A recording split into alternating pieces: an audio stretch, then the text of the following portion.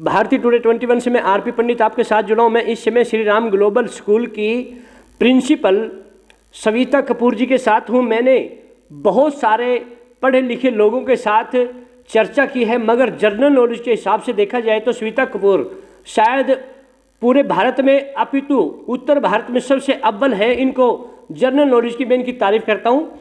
आज हम कपूर जी से आज की ताज़ा राजनीति पर अगर चर्चा करें, जो राजनीति में मैडम हलचल हो रही है, जिस तरह से लोग आज की राजनीति को में जी रहे हैं, तो कितने लोग आज की राजनीति से खुश हैं और अगर नहीं है तो इसमें क्या होना चाहिए?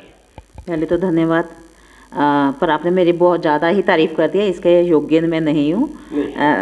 चलिए, बाकी राजनीति की यदि हम बात करें, राज की नीति जो आज हमारा इधर बंटाधार हुआ है भारत में, मैं किसी पर्टिकुलर पार्टी की बात नहीं कर रही हूँ, लेकिन जो पिछले 2-4 दिनों में हमने सिनेरियो देखा कि जिसमें कोर्ट केसेस में 15 आम जन की यदि हम बात कर रहे हैं, एक कोर्ट केस होता है जिसमें 15-15, 20-20 साल आदमी एड़ियाँ रगड़ता और कई बार तो इस दुनिया से भी चले जाता है और केसेस सॉल्व नहीं होते वहाँ पर। और मैं स्पष्ट बता दूं कि मैं कांग्रेस की फैन नहीं हूँ, लेकिन जो चीज़ गलत है, विद्या का अर्थ ही यही है कि हम बच्चों को सिखाएं जो गलत है उसके खिलाफ बोला जाए। यदि हम अपने आप को धार्मिक कहते हैं तो धर्म भी हमें यही सिखाता है जो गलत है उसके खिलाफ बोला जाए।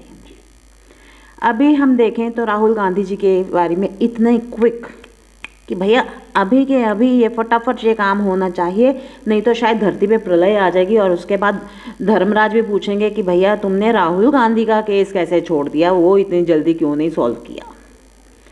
वहाँ पे देख के बहुत बुरा लगा, क्योंकि हमारा जो न्याय का सिस्टम है, इस पे आम जनता इंक्लूडिंग मी, हम जो आम जन हैं, हमें बहुत ज़्यादा इसके ऊपर फेथ होता है।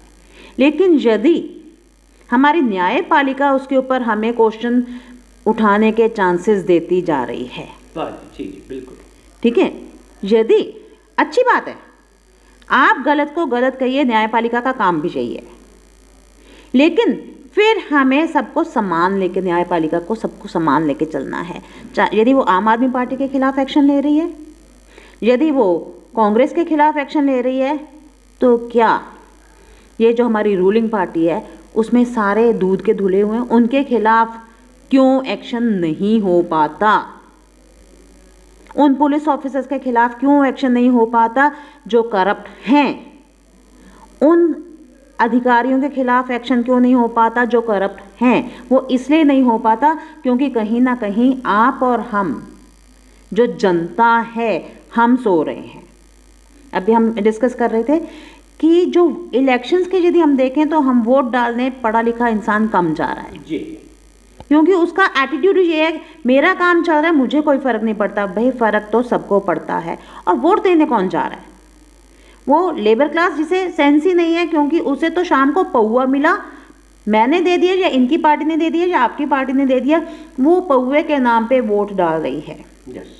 जबकि मैंने कहीं पे पढ़ा था, एक भैंस भी, शायद देखिए मैं कोई किसान बैकग्राउंड से नहीं हूँ, ग्रामीण अंचल से नहीं हूँ, इससे मुझे नहीं पता, मैंने पढ़ा था कि 50-60 हज़ार की एक भैंस आ जाती है। और हम किस पे बिक गए? एक वोटर के नाते हम किस पे बिक गए? एक 500 रुपये के पौवे पे या एक साड़ी पे, या जो 500 का नोट किसी भी पार्टी ने मेरे हाथ में दिया। मतलब मैं एक गाय, भैंस, पशु से भी निम्न हो गई।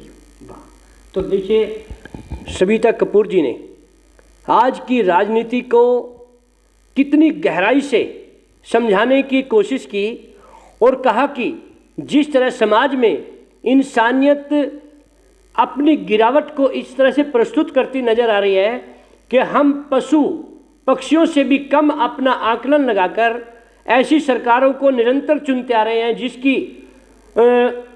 जिसको आम जनता को हमेशा भुगतना पड़ता है। तो इस पर पढ़े लिखे वर्ग को भी ध्यान देकर वोटिंग करना चाहिए। और सविता कपूर जी ने जिस तरह से आपने चर्चा की, इस तरह से जो पढ़े लिखे लोग हैं वो इकट्ठा होकर अगर आज की पॉलिटिक्स पर चर्चा करते होंगे तो भविष्य में इसके परिणाम तो दूसरे आएंगे ही आएंगे। देखिए, ह्यूमन रिसोर्स बनाने के लिए, किसी भी इंसान को ह्यूमन रिसोर्स बनाने के लिए क्या चाहिए? Education, training, health. जो पार्टी आपको ये 3 चीजें दे रही है उसको वोट दीजिए, क्योंकि देखिए नेताओं को जरूरत नहीं है सरकारी नौकरी की, नेताओं के बच्चों को जरूरत नहीं है प्राइवेट नौकरी की। वो तो कमा रहे हैं किलो के हिसाब से, पर घंटा वो 1 किलो पैसा कमा रहे हैं। जॉब किसको चाहिए? हम मध्यम वर्गीय लोगों को, हमसे नीचे हैं, इकोनॉमिकली वीकर सेक्शन को जॉब्स चाहिए। यदि आप चाहते हैं तो उसके लिए एजुकेशन चाहिए। एजुकेशन के साथ हमें हेल्थ चाहिए, और हेल्थ का मतलब सिर्फ फिजिकल नहीं, मेंटल हेल्थ भी चाहिए। जो नेता हमारे हाथ में एक पौवा पकड़ा रहे हैं वो हमारी मेंटल हेल्थ से खिलवाड़ कर रहे हैं। उसके बाद वही लाल बत्ती वाली गाड़ी में घूमते हैं और आप उनके पास जाइए, वो आपको अपॉइंटमेंट भी नहीं देते हैं। देखिए, श्वेता कपूर जी ने कितनी गहरी बात कही। इससे समझना होगा आम जन को कि इन्होंने कहा कि जो पॉलिटिक्स के लोग हैं उनको ज़रूरत नहीं है ना रोजगार की, वो गिनती के पैसे नहीं बल्कि वो किलो के हिसाब से पैसे कमाते हैं। इसका मतलब यही है कि हम पढ़े लिखे लोगों का वोटिंग से जो परहेज है वो नहीं होना चाहिए। अगर पढ़े लिखे वोटिंग करेंगे तो ऐसे दिन नहीं आएंगे। तो सभी को सोचने की आवश्यकता है। दोबारा से फिर हम श्वेता कपूर जी से दूसरे विषय पर चर्चा करेंगे। तब तक के लिए जय हिंद, जय भारत।